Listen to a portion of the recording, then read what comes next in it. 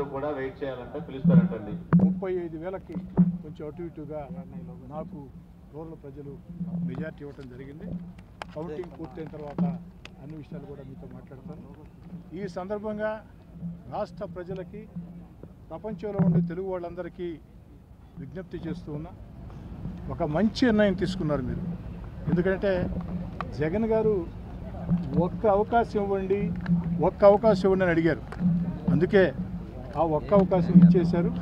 ఇక జగన్ గారికి ఇవ్వాల్సిన అవసరం లేదని, ఇప్పుడే కాదు శాశ్వతంగా రాజకీయంగా జగన్ గారికి ఇంక అవకాశం ఇవ్వాల్సిన అవసరం లేదని ప్రజలు నిర్ణయించి సర్వనాశనమైన రాష్ట్రాన్ని అన్ని రకాల బాగు చేయాలంటే అభివృద్ధి కార్యక్రమాలు, మన బిడ్డలకు ఉద్యోగాలు, సంక్షేమం, ఏకైక రాజధాని అమరావతి ఇవన్నీ సాధ్యం కావాలంటే అనుభవజ్ఞుడైన వ్యక్తి ముఖ్యమంత్రి కావాలా. అది నారా చంద్రబాబు నాయుడు గారిని ప్రజలు భావించారు. అందుకే తెలుగుదేశం పార్టీ కూటమికి ఘన విజయాన్ని మొత్తం అందించారు. ఈ విషయాన్ని ఈరోజు వాస్తవమైంది. నాకు చాలా సంతోషం. ఎందుకంటే 16 నెలలుగా ప్రజా సమస్యల పరిష్కారం కోసం, రూరల్ నియోజకవర్గ అభివృద్ధి కోసం రాజీ పడలేక అధికారాన్ని వదులుకొని 16 నెలల ముందే వైఎస్ఆర్ కాంగ్రెస్ పార్టీకి దూరంగా జరిగి అధికారాన్ని వదులుకొని తెలుగుదేశం పార్టీలోకి ఆనాడు నేను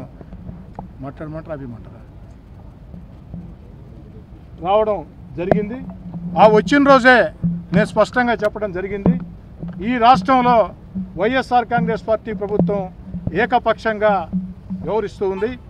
ఏదైతే ప్రజా సమస్యల పరిష్కారం విషయంలో, లేదా అభివృద్ధి కార్యక్రమాల విషయంలో, లేదా రాజధాని విషయంలో, కక్ష సాధింపుల విషయంలో ఈ ప్రభుత్వం చాలా దుర్మార్గంగా ప్రవర్తిస్తూ ఉంది. ఈ ప్రభుత్వానికి వ్యతిరేకంగా ఓ ప్రజా సునామీ రాబోతుంది. ఆ సునామీలో వైఎస్ఆర్ కాంగ్రెస్ పార్టీ కొట్టుకుపోతుంది. 160 సీట్లతో ప్రతిపక్షం గెలుస్తుందని 16 నెలల ముందే చెప్పా. అది దేవుడి దయ వల్ల, ప్రజల దయ వల్ల నిజమైంది. అందుకు అందరికీ ధన్యవాదాలు. ఈ వీడియో గనక మీకు నచ్చినట్లయితే లైక్ చేయండి, షేర్ చేయండి, సబ్స్క్రైబ్ చేసుకొని పక్కనే ఉన్న బెల్ ఐకాన్ని క్లిక్ చేయండి.